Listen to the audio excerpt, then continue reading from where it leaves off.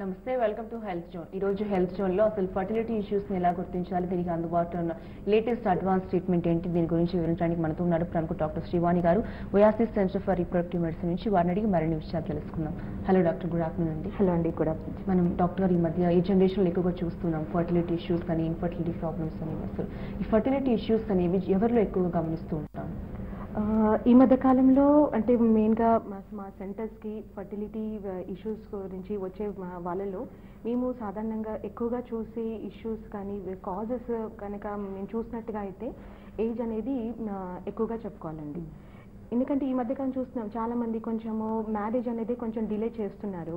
అంటే కెరీర్ పరంగా కానివ్వండి, లేకపోతే సెటిల్మెంట్ పరంగా కానివ్వండి, మ్యారేజ్ డిలే చేయడము. సో మ్యారేజ్ డిలే అవుతుంది అండ్ దానివల్ల ఏమవుతుంది, వాళ్ళు ప్రెగ్నెన్సీ ప్లాన్ చేసుకునేసరికి ఏజ్ కూడా కొద్దిగా ఎక్కువైపోతుంది.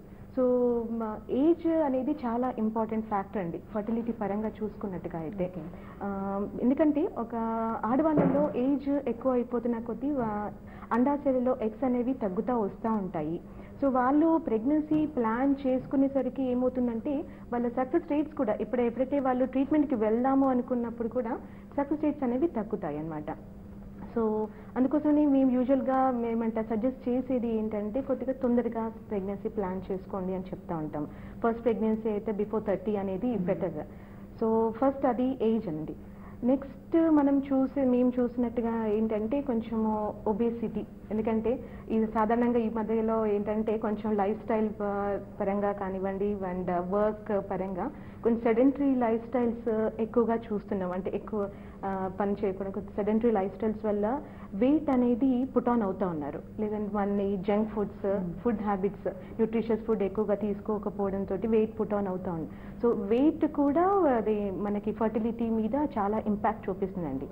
సో ఎక్కువగా ఇన్ కేస్ ప్రెగ్నెన్సీ ప్లాన్ చేసుకున్న ముందే గనక వెయిట్ ఎక్కువగా ఉన్నట్టయితే what we usually advise them ఏంటంటే కొంచెం వెయిట్ లాస్ ప్లాన్ చేసుకొని, అంటే అట్లీస్ట్ మినిమం ఒక 5% వాళ్ళు ఉన్న వెయిట్ కన్నా కొంచెం 5% వెయిట్ లాస్ ప్లాన్ చేసుకొని ప్రెగ్నెన్సీకి వెళ్తే లేదా ఫర్టిలిటీ ట్రీట్మెంట్స్ తీసుకున్నట్టుగా అయితే బెటర్ ఛాన్సెస్ ఉంటాయన్నమాట. మీరు చెప్పినట్టు late marriages and even 30 cross అయిన తర్వాత ఈ మధ్య చాలా మంది చేసుకుంటూ ఉన్నారు. సో అటువంటి వారిలో ప్రెగ్నెన్సీ ఇష్యూస్ అనేవి ఎక్కువగా చూస్తూ ఉంటాం కదా. సో మరి అలాంటప్పుడు ఎటువంటి ట్రీట్మెంట్ వాళ్ళకి అందుబాటులో? ఇందాక నేను చెప్పాను కదండి, మనకేంటంటే ఏజ్ ఎక్కువ అయిపోతున్న కొద్దీ అండాశయాలు అంటే ఓవరీస్ ఉంటాయి, ఓవరీస్లో ఎగ్స్ అనేవి ఉంటాయి అనమాట. సో ఏజ్ ఎక్కువ అయిపోతున్న కొద్దీ ఎగ్ నెంబర్ అనేది తగ్గుతూ ఉంటాయి. So by the time the plan the pregnancy ఆ ఎగ్ నెంబర్ తగ్గిపోతుంటుంది. సో అలాంటి వాళ్ళకి ఏంటంటే if at all they can plan early that is fine.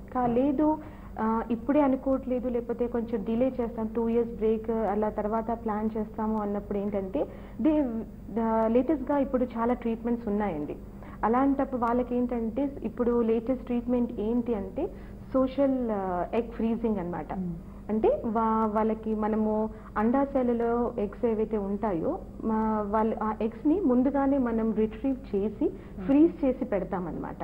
So by the time the plan the pregnancy అంటే 35-40 years వాళ్ళు వెళ్ళినా కూడా ఈ ఎగ్స్ అయితే వాళ్ళకి ఏమంటారు బ్యాకప్ లాగా స్టోర్ అయ్యి ఉంటాయి. సో అప్పుడు వాళ్ళు తర్వాత లేట్గా ప్లాన్ చేసినా కూడా దే హ్యావ్ దేర్ రిజర్వ్, అంటే బ్యాకప్ లాగా స్టోర్ అయిన ఎగ్స్ ఉంటాయి కాబట్టి that is be a better option అనమాట. ఇన్ కేస్ చాలా డిలే చేస్తున్నారు, ఇప్పుడే అనుకోవట్లేదు, 40 years నియర్ అవుతున్నారు బట్ అప్పుడే ప్రెగ్నెన్సీ ప్లాన్ చేయట్లేదు అంటే ఈ ఎగ్ ఫ్రీజింగ్ అనే ఆప్షన్ అనేది లేటెస్ట్గా ఉందండి. And we are offering that treatment అనమాట. And compare to male and female మనం ఎక్కువగా ఈ ఫర్టిలిటీ ఇష్యూస్ అనేవి ఎవరిలో ఎక్కువ చూస్తూ ఉంటాం? ఫర్టిలిటీ ఎక్కువగా వీళ్ళలో వాళ్ళలో అన్నట్టుగా చెప్పడానికి చాలా కష్టం. ఎందుకంటే ఇప్పుడు ఉన్న లేటెస్ట్ జనరేషన్స్లో అయితే చెప్పాలంటే బోత్ మేల్ అండ్ ఫీమేల్స్ ఇద్దరిట్లో మనం ఫర్టిలిటీ ఇష్యూస్ చూస్తున్నాం. ఎందుకంటే వర్క్ పరంగా కానివ్వండి, లైఫ్ స్టైల్ పరంగా స్ట్రెస్, దీంతో ఇద్దరిట్లో మనం చూస్తున్నాం. ఈవెన్ ఇప్పుడు మెయిల్స్లో కూడా కౌంట్లలో లేకపోతే మొటిలిటీ ఇష్యూస్ ఉంది, మా సెంటర్స్కి చాలా మెయిల్ ఫ్యాక్టర్ ఫర్టిలిటీ కూడా ఇంక్రీజ్ అవుతుంది అనమాట. అది so both of them may want have equal role అనే చెప్పాలి ఇప్పుడు. అండ్ కొంతమంది సెకండరీ ఫర్టిలిటీ ఇష్యూస్ కూడా మనం చూస్తూ ఉంటాం కదా, ఫస్ట్ టైం బేబీ కొంతమంది సెకండ్ టైంకి ప్రాబ్లం అవుతూ ఉంటుంది. సో అటువంటి వాళ్ళు మరి ఎటువంటి ట్రీట్మెంట్ ఉంది?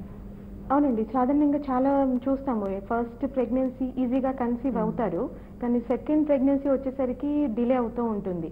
సో అలాంటప్పుడు మేము చెప్పేది ఏంటంటే ఇద్దరికి టెస్ట్లు అవ్వాల్సి ఉంటుంది అనమాట. అటు మేల్కి అంటే హస్బెండ్కి టెస్ట్లు చేయాలి. సో హస్బెండ్ టెస్ట్లో బేసిక్ టెస్ట్ ఏంటి అంటే సెమెన్ అనాలిసిస్ అనేది ఉంటుంది. అండ్ ఫీమేల్స్లో ఏంటి అంటే అసలు వాళ్ళ ఏజ్ ఏంటి, తర్వాత వాళ్ళ ప్రెసెంట్గా వాళ్ళ రిజర్వ్ అంటే ఎగ్ నెంబర్ ఎలా ఉంది, హార్మోన్స్ ఎలా ఉన్నాయి అనేది చూసుకుంటాం. సో ఇవన్నీ బేస్ చేసుకొని ఏమంటారు ట్రీట్మెంట్స్ అనేవి అడ్వైస్ చేస్తాం. అండ్ సెకండ్ ప్రెగ్నెన్సీ రావట్లేదు అన్నప్పుడు కొంచెం ట్యూబల్ ఫ్యాక్టర్స్ కూడా ఉండే అవకాశం, అంటే ట్యూబ్స్ బ్లాక్ అయినట్టుగా ఉంటాయి కొంతమందికి. సో అది కూడా చెక్ చేసుకొని ట్రీట్మెంట్స్కి వెళ్తే బెటర్గా ఉంటుందండి. కొంతమంది లేడీస్లో థైరాయిడ్ కానీ ఇలా హార్మోనల్ ఇంబ్యాలెన్స్ అటువంటివి ఉన్నప్పుడు కూడా మనకు ప్రెగ్నెన్సీ లేట్ అవుతూ ఉంటుంది. కొన్నిసార్లు అబార్షన్ కూడా సిచ్యువేషన్స్ చూస్తూ ఉంటాం కదా. అవునండి, యా నేను ఇందాక చెప్పాను కదండి, ఎప్పుడైతే వాళ్ళు ప్రెగ్నెన్సీ ప్లాన్ అనుకుంటారో లేదా ప్లాన్ చేస్తున్నారో కొన్ని టెస్ట్లు చేస్తామన్నమాట. సో ఆ హార్మోనల్ ఇన్వెస్టిగేషన్స్ థైరాయిడ్ కూడా one of the basic investigation అనమాట. సో థైరాయిడ్ లెవెల్స్ని వాళ్ళు ప్రెగ్నెన్సీ ప్లాన్ చేసుకునే ముందుగానే మనం టెస్ట్ చేసి ఇన్ కేస్ హై గనక ఉంటే కొన్ని థైరాయిడ్ హార్మోన్స్ అంటే సప్లిమెంటేషన్ లాగా పెట్టేస్తాం. సో అవి తీసుకొని ట్రీట్మెంట్స్కి వెళ్తే ఫస్ట్ థింగ్ ఏంటంటే వాళ్ళు ట్రీట్మెంట్కి వెళ్ళినప్పుడు రెస్పాన్స్ అనేది బెటర్గా ఉంటుంది. సెకండ్ థింగ్ వాళ్ళు కన్సీవ్ అయిన తర్వాత కూడా మనము అబార్షన్స్ మిస్కారేజెస్ అనేవి కొంచెం తగ్గించవచ్చు. సో మనము ట్రీట్మెంట్స్కి వెళ్ళే ముందే ఇన్వెస్టిగేషన్స్ లాగా టెస్ట్లు చేసుకొని దాని పరంగా మనము ట్రీట్మెంట్కి వెళ్తే బెటర్ అండి. ఓకే, గతంలో అంటే ఇన్ఫర్టిలిటీ అనేవారు, ఇప్పుడు చాలా మనకి ట్రీట్మెంట్స్ కూడా వచ్చాయి కదా. ఆ ట్రీట్మెంట్స్ తెలుస్తుంది. కాలర్ రెడీగా ఉన్నారు, వాడుతున్నారు. ఓకే, నమస్తే అండి, good afternoon. Good afternoon Chamundeshwari గారు, నమస్కారం అండి. డాక్టర్ గారు ఉన్నారు, మాట్లాడి సమస్య ఏంటో చెప్పండి.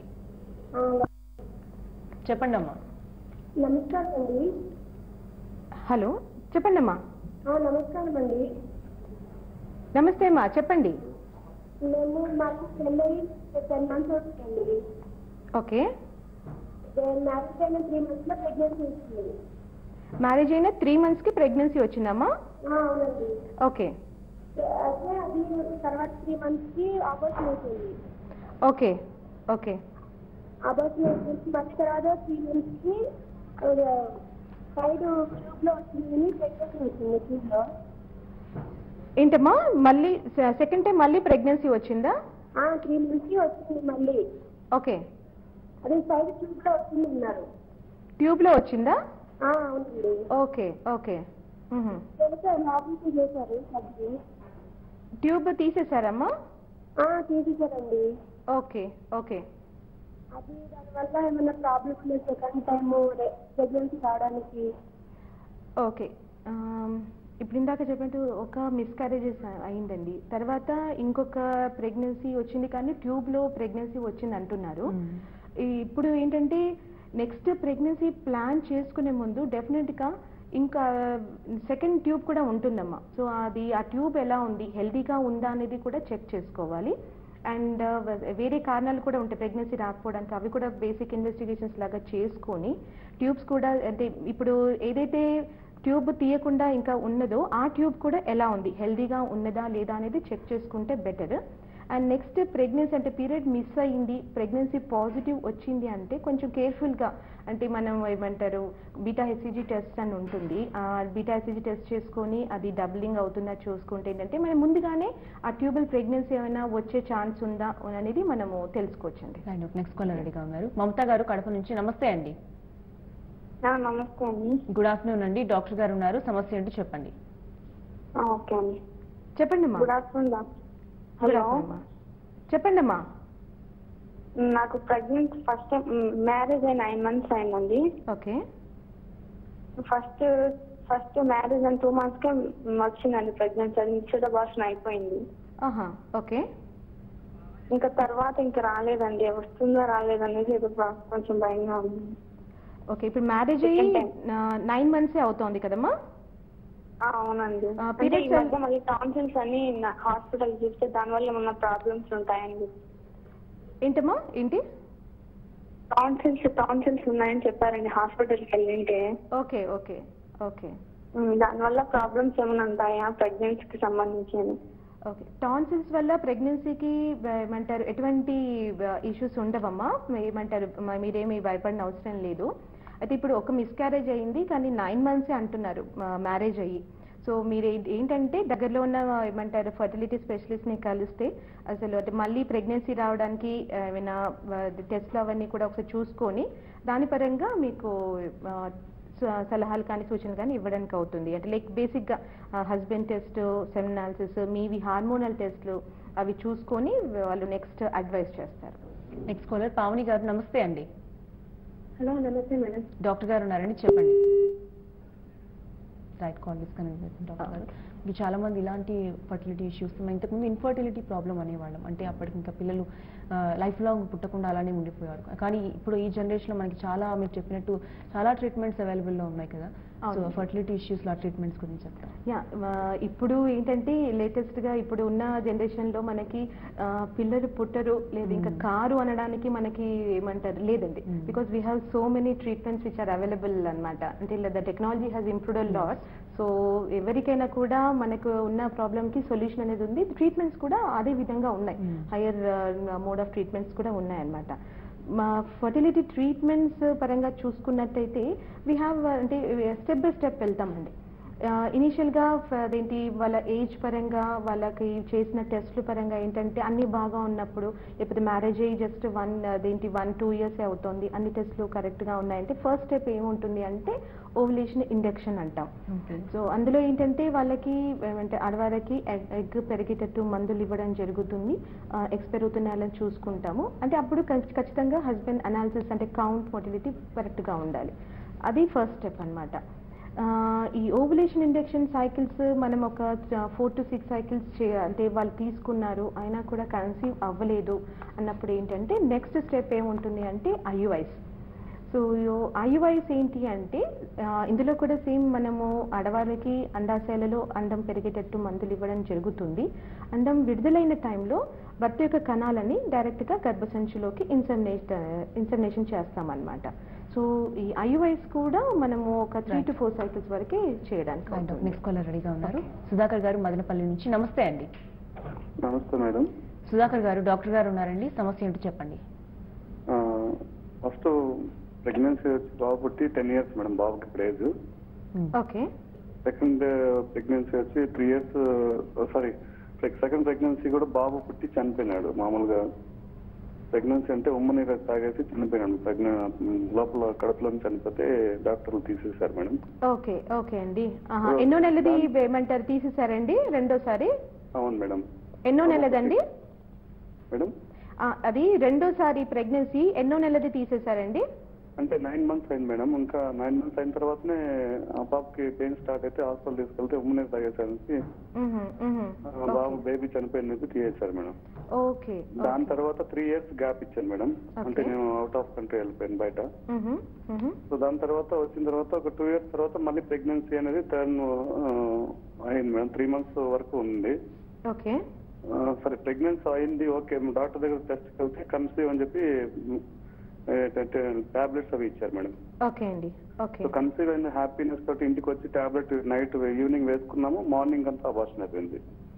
ఓకే ఓకే అండి. సో దాని తర్వాత ఈ అమ్మాయికి మా ప్రెగ్నెన్సీ అనేది రాలేదు మేడం. ఇప్పుడు 3 months 4 months అసలు మంత్లీ ఇది వచ్చి అసలు రాలేదు. వయసు ఎంతండి ఇప్పుడు తనకి? వయసు అమ్మాయికి వచ్చి 22 years madam. Okay okay. So దానివల్ల మళ్ళీ 4 months అయింది మేడం. ఇప్పుడు ఏం కానీ మంత్లీ డేట్ అనేది కూడా ఏం రాలేదు. ఓకే. డాక్టర్ దగ్గరికి వెళ్ళి చూపించుకున్నాం అంటే ఇంకా ప్రెగ్నెన్సీనా లేకపోతే మళ్ళీ అయితే బిఫోర్ ఎలాగైందో అలాగే అవుతుందని భయంగానే డాక్టర్ దగ్గరికి వెళ్ళలేదు మేడం. ఇప్పుడు చూపించుకోలేదా అంటే డాక్టర్ దగ్గరికి వెళ్ళి టెస్ట్ చేయించుకోలేదు? లేదు మేడం. ఓకే. సో దానికి ప్రెగ్నెన్సీ అయితే 1 month చూసిన తర్వాత మళ్ళీ పోదామంటే పొట్ట మీద కూడా ఏమీ అంత ఇది లేదు మేడం. అమ్మాయికి అప్పుడప్పుడు కడుపు నొస్తుంది అంటుంది, నైట్ పడుకున్నప్పుడు కడుపు నొస్తుంది ఎక్కువ. నాకేంటంటే మీరు ఇందాక చెప్పినట్టు బ్లాక్స్ ఏమైనా ట్యూబ్స్ ఏమైనా బ్లాక్ అయిపోయినాయా, అమ్మాయికి డేట్స్ అనేవి కూడా రావడం లేదు. Okay okay. సో దానివల్ల ఏంటి ప్రాబ్లం అంటే అర్థం కావట్లేదు మేడం. ఓకే అండి. ఇప్పుడు ఏంటంటే ఒక ప్రెగ్నెన్సీలో 9th month బాబు చనిపోయినారని చెప్పారు లోపలే, అండ్ తర్వాత ఇంకొక pregnancy first 3 months heart beat ఆగిపోయింది అన్నారు, అంటే అబార్షన్ అయిపోయింది. అండ్ ఇప్పుడు పీరియడ్ ఏమంటే 3 months నుంచి రాలేదన్నారు. సో ఫస్ట్ నేను అడ్వైస్ చేసేది అంటే తప్పకుండా ఏమంటారు ఒకసారి డాక్టర్ గారిని మీరు అక్కడ కన్సల్ట్ చేసి ఫర్టిలిటీ స్పెషలిస్ట్ని కన్సల్ట్ చేసి ఫస్ట్ పీరియడ్ ఎందుకు రాలేదు అంటే ప్రెగ్నెన్సీయా లేదా ఏమంటారు ఇర్రెగ్యులర్ సైకిల్ అనేది చూసుకోండి.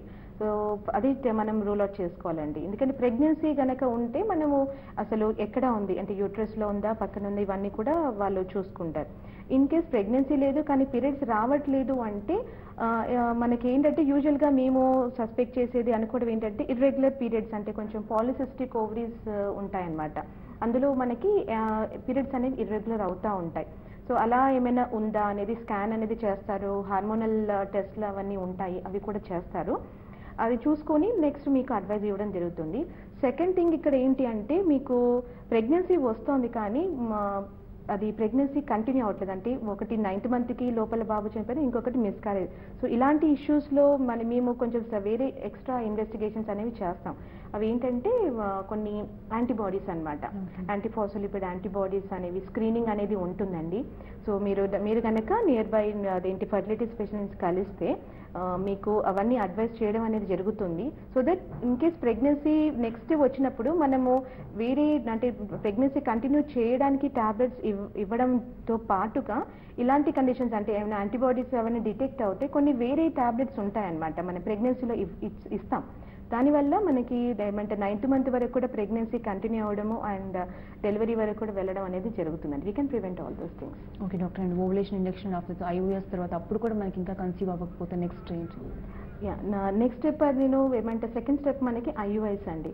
IUIs యూజువల్గా నేను ఇందాక అన్నట్టుగా ఒక 4 to 6 cycles న్యాచురల్గా ట్రై చేసి అంటే టాబ్లెట్స్ తీసుకుంటూ న్యాచురల్గా ట్రై చేశారు అవ్వలేదు అన్నప్పుడు IUIస్కి వెళ్తాము. అండ్ ఇంకొకటి ఏంటంటే కొంతమందికి ఎండోమెట్రియోసిస్ అని కూడా ఉంటుందండి. సో ఎండోమెట్రియోసిస్ అంటే ఏంటంటే మనకి లోపలంతా కూడా కొన్ని ఓవరీస్లో సిస్ట్ లాగా ఏర్పడిపోవడము, ట్యూబ్స్ అవన్నీ అతుక్కున్నట్టుగా అయిపోవడం ఇలాంటివి ఉంటుంది. సో అలాంటి కండిషన్స్లో కూడా మేము IUI అనేది యాజ్ అ ఫస్ట్ స్టెప్ అంటే ఎండోమెట్రియోసిస్లో కూడా గ్రేడింగ్స్ ఉంటాయి. సో కొంచెం మైల్డ్గా ఉన్నప్పుడు మాత్రము మేము ఫస్ట్ అడ్వైస్ చేసేది IUIs అనమాట. అండ్ మెయిల్ ఫ్యాక్టర్ పరంగా చూసుకున్నట్టుగా అయితే కూడా కౌంట్ తక్కువ ఉన్నప్పుడు అంటే లైక్ యూజువల్గా లేటెస్ట్ గైడ్లైన్స్ ప్రకారం ఎనీ కౌంట్స్ అంటే ఇప్పుడు 10 million 15 కన్నా తక్కువ ఉంది బట్ అట్లీస్ట్ 10 million కౌంట్ ఉన్నట్టుగా అయితే మాత్రము IUIs అనేది as the first line of treatment చెప్తామండి. కౌంట్ పరంగా కూడా చూసుకున్నట్లయితే. నెక్స్ట్ కాలర్ రెడీగా ఉన్నారు హైదరాబాద్ నుంచి ఆంజనేయులు గారు. నమస్తే అండి. హలో, నమస్తే మేడం. సార్ గుడ్ ఆఫ్టర్నూన్ అండి. చెప్పండి సార్, డాక్టర్ గారు ఉన్నారు, మాట్లాడండి. మేడం మాకు మ్యారేజ్ అయ్యి 12 years అవుతుంది మేడం. ఓకే. ఒకసారి మేము హాస్పిటల్లో చూపించుకున్నాము. హలో చెప్పండి నేను IUI చేశారు, ఎక్టోపిక్ వచ్చిందని ఒక ట్యూబ్ చేశారు మేడం. Okay okay. తర్వాత ఏమో IVF చేద్దామని చెప్పి చేశారు కానీ సక్సెస్ కాలేదు. Okay okay. అడిగితే ఏమన్నారంటే 2వ ట్యూబ్ లో వాటర్ లీక్ అవుతుంది, అది కొంచెం పిండం ఫామ్ అయిన తర్వాత దాన్ని ఫోర్స్గా ఇట్లా కొట్టేస్తుంది అని చెప్పి అన్నారు. ఓకే అండి. మళ్ళీ తర్వాత ఇంకో హాస్పిటల్లో చూపిస్తే ట్యూబ్ బాగానే ఉంది అది అని చెప్పి చెప్పారు. కానీ మాకేమో 2 కొంచెం కన్ఫ్యూజ్ గా ఉంది. అందుకని ఒకసారి మేడం గారికి ఇట్లా వాటర్ లీక్ అయితే ఏమన్నా ఫ్యూచర్ లో ప్రెగ్నెన్సీ రావడానికి ఛాన్స్ ఉందా లేదా కనుక్కున్నామని. డెఫినెట్గా అండి, తప్పకుండా ఇలా ట్యూబ్లో వాటర్ ఉన్నట్టుగా అయితే తప్పకుండా మనదేంటి ఇంపాక్ట్ అనేది ఉంటుందండి, ఎఫెక్ట్ చూపిస్తుంది. అండ్ IVFకి వెళ్ళినప్పుడు గనక ట్యూబ్లో గనక వాటర్ ఉంటే తప్పకుండా మేము ఆ ట్యూబ్లో అది ఉన్న ట్యూబ్ని డీలింకింగ్ అని చెప్తామన్నమాట. అంటే యూట్రస్కి ట్యూబ్కి ఉన్న కనెక్షన్ని మనము డీలింక్ చేసి తర్వాత అదేంటి ఎంబ్రియోని యూట్రస్లో పెట్టడం అనేది జరుగుతుంది. సో మీరు నెక్స్ట్ స్టెప్ అంటే ట్రీట్మెంట్ తీసుకునే ముందు ఖచ్చితంగా ఈ ట్యూబ్ ఎలా ఉంది అండ్ వాటర్ కనుక ఉన్నట్టుగా అయితే డీలింకింగ్కి వెళ్ళి తర్వాత IVFకి వెళ్ళడం అనేది బెటర్ ఆప్షన్ ఉంటుందండి. ఓకే, అయితే మనకి IUI కానీ IVF కానీ ఎన్నిసార్లు చేయించుకోవచ్చు? అంటే చాలా మందికి 3-4 times అని చెప్తూ ఉంటారు. IUIs అయితే ఫస్ట్ ఇనిషియల్గా అయితే we say up to 3 to 4 cycles అండి, but maximum up to 6 cycles వరకే. ఎందుకంటే మనకి ఈ సైకిల్ ఆఫ్ IUIలో the success rates are just ఏమంటారు 10 to 15% అనమాట. అండ్ ఫోర్త్ సైకిల్ వెళ్ళేసరికి కూడా మనకి 20% వరకే ఉంటుంది. సో ఆఫ్టర్ ఫోర్త్ సైకిల్ అన్న ఛాన్సెస్ అంటే సక్సెస్ రేట్స్ ఎక్కువగా ఇంక్రీజ్ కావు. So that is the reason ఏంటంటే మ్యాక్స్ 4 to 6 సైకిల్స్. సో ఆ 6 సైకిల్స్లో కూడా ఏమంటారు ప్రెగ్నెన్సీ రాలేదు అన్నట్టుగా అయితే మాత్రం IUI తోటి ద నెక్స్ట్ మన స్టెప్ ఏముంటుంది అంటే IVF అండి. IVF అని చెప్తాం. రైట్ డాక్టర్, నెక్స్ట్ కాలర్ రెడీగా ఉన్నారు. వరంగల్ నుంచి రాజు గారు, నమస్తే అండి. నమస్కారం సార్, గుడ్ ఆఫ్టర్నూన్ అండి. డాక్టర్ గారు ఉన్నారు, చెప్పి మాట్లాడండి. నమస్కారం మేడం. నమస్కారం అండి, చెప్పండి. మేడం మా మిస్సెస్ కి ప్రెగ్నెన్సీ అయింది మేడం 2.5 months కి. ఓకే. తర్వాత ఏమైందంటే హార్ట్ బీట్ అనేది స్టార్ట్ కాలేదని చెప్పేసి చెప్పారు స్కానింగ్ లో. దాని తర్వాత అదే అబార్షన్ అయిపోయింది మేడం. ఓకే. మళ్ళీ 6 months అయినాక మళ్ళీ ప్రెగ్నెన్సీ వచ్చింది మేడం. ఓకే. 1.5 అంటే 1 month మీద 25 days అవుతుంది ఇప్పటికి. ఓకే. ఓకే. స్కానింగ్ తీస్తే మళ్ళీ హార్ట్ బీట్ అనేది స్టార్ట్ కాలేదని చెప్తున్నారు. ఓకే. ఓకే. మళ్ళీ తను వచ్చేసి 20 days నుండి చాలా వీక్ అవుతుంది మేడం. మామూలుగా ఫ్రూట్స్ కానీ ఏది తిన్నా కూడా మనిషి అనేది అంటే నీరసం అవుతుంది మేడం. ఓకే. ఓకే. పీరియడ్స్ అనేవి రెగ్యులర్ గానే ఉన్నాయండి తనకి? రెగ్యులర్ గానే ఉంది మేడం. అంటే ఒక 1 or 2 days అంతే డిఫరెంట్ తప్ప మాక్సిమం టైం టు టైం వచ్చేది. ఓకే. ఓకే. మేనరికమా అండి మీదేమైనా? లేదు మేడం, బయట వాళ్ళని. ఓకే. ఇప్పుడు ఏంటంటే ఇప్పుడు స్కాన్ లో ఈ సెకండ్ టైం కూడా ఇంకా హార్ట్ బీట్ స్టార్ట్ అవ్వలేదని చెప్పారండి. Hello, I think okay. ఇప్పుడు ఏంటంటే జస్ట్ 1 month మీద 25 days అన్నారు, ఇంకా హార్ట్ బీట్ స్టార్ట్ అవ్వలేదు అన్నారు. ఇంకొక అప్ టు 9 weeks వరకు అయితే మేము వెయిట్ చేస్తామండి. అప్పటి వరకు కూడా హార్ట్ బీట్ స్టార్ట్ అవ్వలేదు అంటే ప్రెగ్నెన్సీ ప్రోగ్రెస్ అవ్వలేదు అన్నప్పుడే మేము ఇంకా ఓకే అది ప్రోగ్రెస్ అవ్వట్లేదు అండ్ అది మిస్క్యారేజ్ అవుతుంది అనేది ధృవీకరిస్తాం అనమాట. బట్ ఇలాంటి కండిషన్స్లో ఇప్పుడు చూసినట్టుగా ఇన్ కేస్ రికరెంట్గా అవుతుంది. సో ఫస్ట్ ఒక అబార్షన్ అనేది జనరల్గా ఒక 5% కేసెస్లో చూస్తాము. ఇలా రికరెంట్గా అవుతే మాత్రము కొన్ని టెస్ట్లు అనేవి చేయించుకోవాల్సి ఉంటుందండి.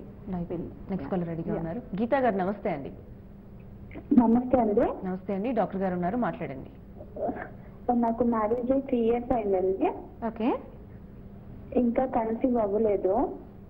ఓకే. డాక్టర్ కి చూపిస్తే PCOD ఉందని చెప్పారు. లాస్ట్ డిసెంబర్ లో లాప్రోస్కోపీ చేశారండి. ఓకే. ఓకే. అయితే జనవరిలో పీరియడ్ కరెక్ట్ డేట్ కి వచ్చింది, బట్ బ్లీడింగ్ అవ్వలేదు అసలు. ఓకే. ఓకే. నెక్స్ట్ ఫెబ్ లో కూడా ఒక 5 days లేట్ వచ్చింది. నెక్స్ట్ టైం కూడా బ్లీడింగ్ అవ్వలేదు. ఓకే.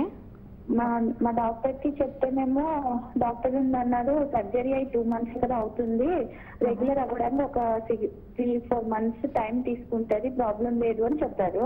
ఓకే. ఓకే. మరి సర్జరీ తర్వాత కూడా పీరియడ్స్ ఇర్రెగ్యులర్ గా వస్తున్నాయి, ప్రాబ్లం ఏంటి ఒకసారి కనుక్కుందామని. ఓకే. అంటే వెయిట్ ఎంతున్నారమ్మా మీరు ఇప్పుడు? నేను వెయిట్ 75 ఉన్నానండి. ఓకే. ఓకే. ఫస్ట్ ఏంటంటే ఇప్పుడు PCOD ఉన్నప్పుడు ఏమంటారు లాప్రోస్కోపీకి మేము సజెస్ట్ చేసేటప్పుడు ఫస్ట్ చూసుకునేది ఏంటంటే వెయిట్ అండి. సో వెయిట్ ఎక్కువగా ఉండి PCO ప్రాబ్లం ఉన్నప్పుడు ఏంటంటే మనం లాప్రోస్కోపీ చేసినా కూడా మనకు అంత బెటర్ రిజల్ట్ అనేది ఉండదు. సో అలాంటప్పుడు first before taking up laparoscopy weight loss అనేది అడ్వైస్ చేస్తాము. సో ఇప్పుడు కూడా ఈ కండిషన్లో కూడా మీరు కొంచెం వెయిట్ లాస్కి ట్రై చేసి తర్వాత వెళ్తే మీకు పీరియడ్స్ రెగ్యులర్ అయ్యే అవకాశం ఉంటుందండి. So might be the weight అనేది ఇష్యూ కనిపిస్తోంది ఇక్కడ.